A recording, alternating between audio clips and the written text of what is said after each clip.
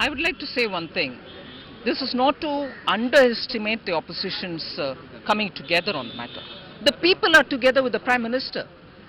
Otherwise, you would see a lot of people, you would have reported it yourself, that while standing in the queue for long hours to get their cash, people would have voiced it, saying what is happening in this country. No, on the contrary, they say, here is a government which has taken a firm action. Yes, there is a bit of a difficulty. We are willing to go through it.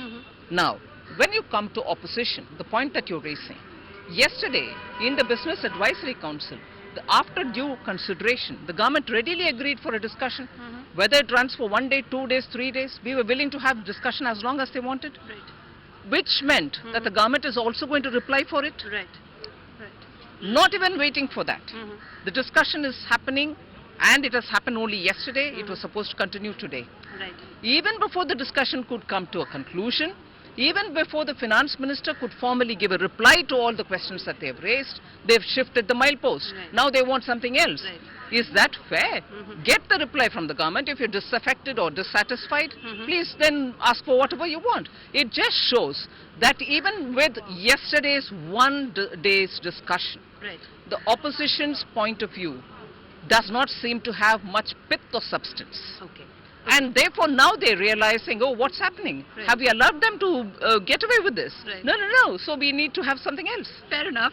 But, does that also send a signal that, the winter session may actually be fairly stormy and crucial bills like, the CGST, the IGST that are really important for the GST framework may actually get impacted very significantly? The legislative agenda for winter session may be impacted? I hope not, because I want the opposition to appreciate the fact that yesterday the government readily agreed to go in for a discussion, which we are willing to continue even today, tomorrow, as long as they want. Right. And after that, we would obviously expect that the legislative business of the government doesn't get affected.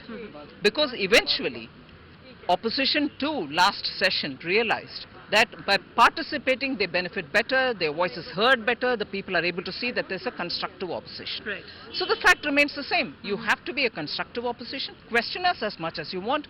Really put, as you say in Hindi, katgare mein khade, you can make a stand there. Right. But then the point is you have to talk.